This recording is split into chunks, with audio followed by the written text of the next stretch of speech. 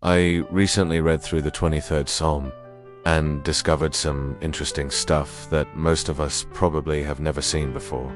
So let's dive into this. The 23rd Psalm is one of the most loved and quoted passages in all of Scripture, and it's been the source of strength, comfort, and hope for countless people throughout history. But what if I told you there are hidden blessings woven into this psalm that we normally overlook? Let us take a closer look at the text and explore what these hidden blessings reveal about God's character and His plan for our lives. The psalm begins with the familiar words, "The Lord is my shepherd." And right away we see the first hidden blessing, which is divine assignment. The Hebrew word for shepherd in this verse is ra, which means he who tends or feeds his flock. This is significant because it establishes the role that God has for Himself as our shepherd.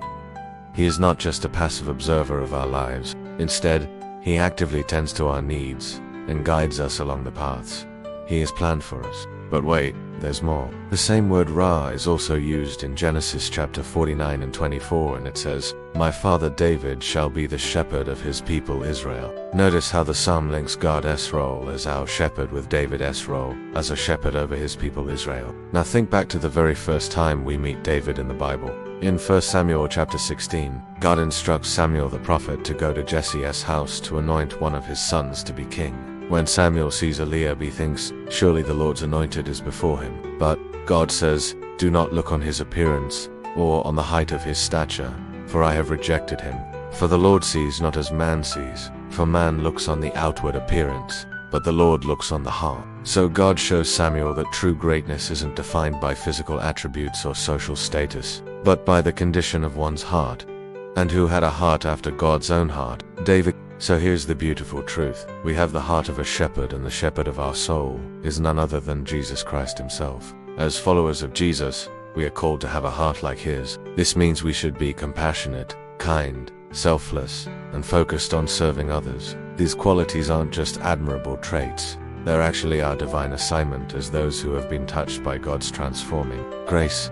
Now let's continue our journey through Psalm 23 and uncover more hidden blessings. The psalmist writes, "He makes me lie down in green pastures. He leads me beside still waters." On the surface, these verses paint a picture of tranquility and rest. But when we dig deeper, we find another layer of meaning. The phrase, green pastures in Hebrew, can also be translated as fresh pastures. This suggests that God doesn't just lead us to places of comfort and familiarity. Instead, He guides us into new experiences that are full of life and growth. Think about it. When a shepherd tends to his flock, he doesn't keep them in the same place indefinitely. He moves them to different pastures to allow them to graze on fresh, nourishing grass. Similarly, God desires to lead us into new situations and opportunities that will help us grow spiritually. Sometimes this might mean stepping out of our comfort zones and taking risks. Other times it might involve changing our perspectives and embracing challenges. Whatever it looks like, we can trust that God's guidance will lead us to spiritual growth and maturity. The psalmist goes on to say, "He restores my soul." This simple statement reveals a profound truth about God's character.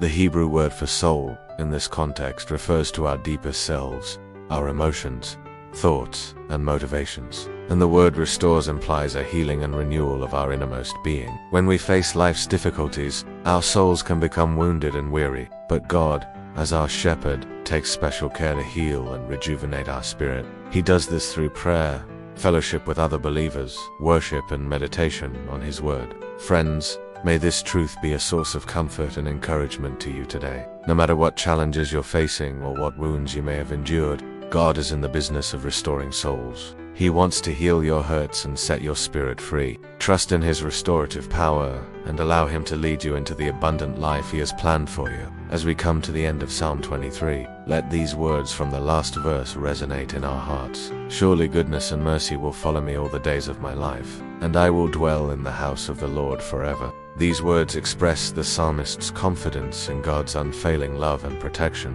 but they also contain a powerful truth about our destiny as believers. The phrase, "house of the Lord," symbolizes a place of belonging and acceptance. It represents a deep sense of community and connection with God and His people. As followers of Jesus, we are not just individuals who happen to believe in God. We are part of a family, the family of God. And one day we will all gather in His house, which is a metaphor for heaven, to experience perfect peace and joy in His presence. So I encourage you to hold on to this truth in the midst of life's challenges. You are loved by God, you are part of His family, and you have a destiny to fulfill in His house. May these hidden blessings from Psalm 23 inspire you, encourage you, and remind you of God's unwavering love and faithfulness in your life.